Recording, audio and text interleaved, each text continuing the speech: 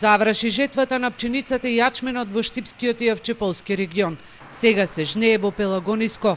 Производителите на лебното зрно и на сточната храна годинава се незадоволни од приносите.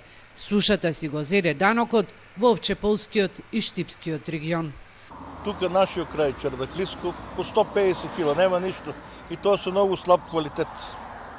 Биде голема суша, ветер дува еден месец и ништо нема. Па жито не се исплаќа, ако не се субвенциите, па ќе биде ептен катастрофа. Сега со субвенциите се покрива нешто.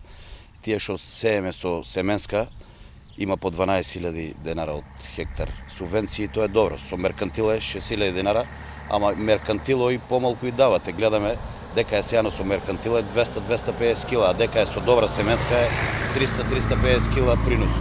Цената на лебното зрно е околу 10 денари. Производителите го имаат предадено на милничарите, додека пак поголем дел од јачменот во врети стои во амбарите.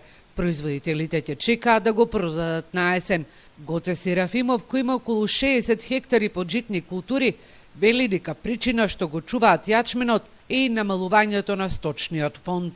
Откупуваат ја некои, уствари некои свињарите, и они само останаа више онака. Сточниот фонд е многу намален, краварите намалија ги скроз, со овците исто се намали број и моментално само свињарите купуваат ечмен во овај момент. Председателот на Асоциацијата на земјоделци Ефтим Шаклев вели дека цената на пченицата е на ниво на ланската, а ја одредува пазарот. Меѓу другото, цената на пченицата зависи од реколтата во Србија. Најавите се дека таму годинава ќе имаат добар род, а имаат и залихи од лани. Нашите мелничари имаат проблем затоа што на пазарот се наоѓа многу поевтино српско брашно, отколку што чини брашното произведено од македонска пченица. На македонските ниви се произведува приближно 240.000 тони пченица, што не е доволно да се задоволат потребите на домашниот пазар.